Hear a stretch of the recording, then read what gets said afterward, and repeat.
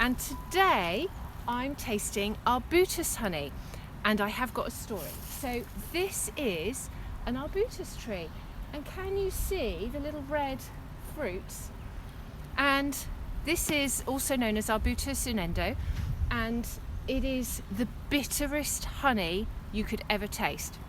Now I've got some Greek Arbutus honey, which is really bitter, but my story today is about this honey, which is from the Chelsea Physic Garden. And it doesn't say it's an Arbutus honey. However, this was from their 2017 harvest, and they had very limited jars. And when we bought a jar of this honey, I was expecting just sort of garden flowers, and the Chelsea Physic Garden is full of herbs and various flowering trees, so it is an amazing garden. So Chelsea Physic Garden, I know they're shut at the moment, which is tragic, but if you've been there, just close your eyes and imagine returning, and if you haven't been there, then as soon as they're open again, you just have to go. So I've got this honey 2017, and what the big shock was when I tasted it, I could detect Arbutus. Now this honey is a mixture of herbs. There's thyme, there's peppermint, but the Arbutus honey has a really distinctive bitterness. So after buying it, and I bought it in November 2017, I phoned them up and I said, have you got Arbutus trees in your gardens?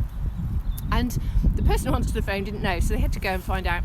And then they called me back and they went, yes, we've got one, and it's about 200 years old. So the next time I visited the Physic Garden, I wanted to find this tree, and I went in the summertime, and so it's very difficult to tell that it is an Arbutus tree because it's an evergreen, but it fruits at this time of year, so between October and December, but it also blossoms. Now you can see there's one single blossom left here, and it's a tiny white bell blossom, and it blossoms at the time of the year when the bees are not likely to be flying because of the temperatures. But if we have mild days and sunny days like today, it's a perfect source of forage for the bees. However, I'm here at the Newt in Somerset, and we've got one of our colonies are just tucked behind. I don't know if you can see, they're just sort of through the bushes there. I'll zoom around in a minute and you can see.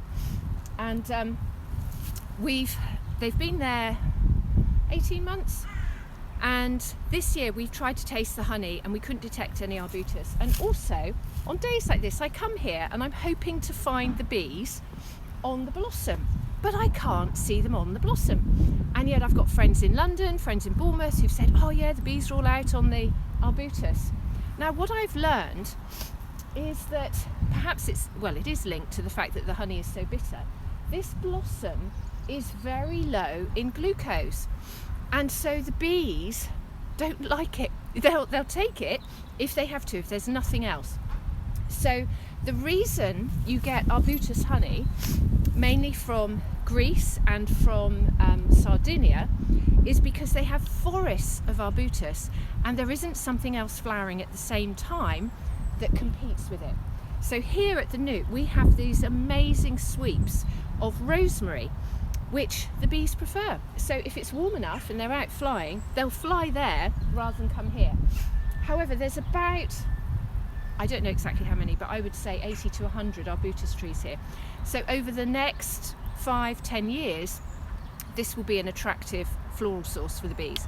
So now I'm going to taste, notice I didn't taste it first, I'm now going to taste the Greek Arbutus honey. So you can see it looks very similar in colour. It crystallises slowly, but it crystallises as a lighter colour. So when it's first harvested, it's a bit darker, and then as it creams, as it thickens, it goes lighter. So here we go. Now that has a very distinctive bitterness. I'm trying to think of something horrible that I was given as a child for toothache or something like that, or maybe the stuff you put on your thumb to stop you biting your nails. It's strong, so it's not to everybody's taste.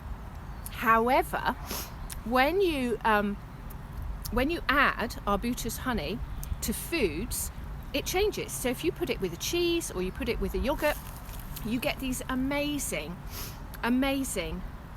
complex flavors. So here at the Newt you can get some yogurts, the Newt dollop, which has a bit of the Arbutus honey in, and you would never know it was a bitter honey.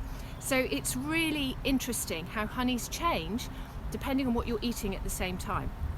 And it's the same for the bees. So with the Chelsea Physic honey, where the Arbutus is blended with all the different herbs that the bees have been foraging on throughout the year, you get different flavours, but you can still detect that bitterness. Now the bitterness is really important, even though, particularly in the West, we've got used to not having a bitter diet. We don't like our bitters. But they stimulate certain enzymes that we need to keep a healthy digestive system. So it's really important that we have a fully balanced diet where we're having the sweet, the sour, the salty, the bitter, the umami. We need that mixture, we need that combination, because every type of taste and flavour has a different role in our body and in our digestive system. So it's really important that not only do we have a balanced diet, but that we provide a balanced diet for the bees, because the bees knows this. So this year, although I've not spotted any bees on the Arbutus, I'm hoping that when I look at the honey in the spring, which is the first time that we'll do a tasting, is that then we will detect that perhaps they have been on this Arbutus at some point when I wasn't looking. So I'm just going to take you now to see the bees that we've got here. So here we go. This is the Arbutus blossom, the Arbutus fruit. There's the blossom that's just going over. I've seen lots and lots of bumblebees on the Arbutus, but as I said, I've not caught any honeybees. Now this colony here, beautiful old yew tree here, this colony here is called Druid, and they're called Druid because they were initially a swarm that we'd captured in a bait hive by the Druid tree on the estate. And this is a really active hive, very healthy, very strong. They get a little bit feisty, so they're the ones that we definitely wouldn't go near without a veil on. They're quiet now. It's too quiet to be come out flying. It's too cold for them at the moment.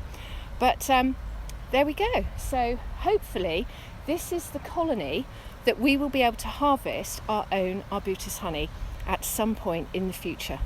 So oh, this is great. Somebody's commented here.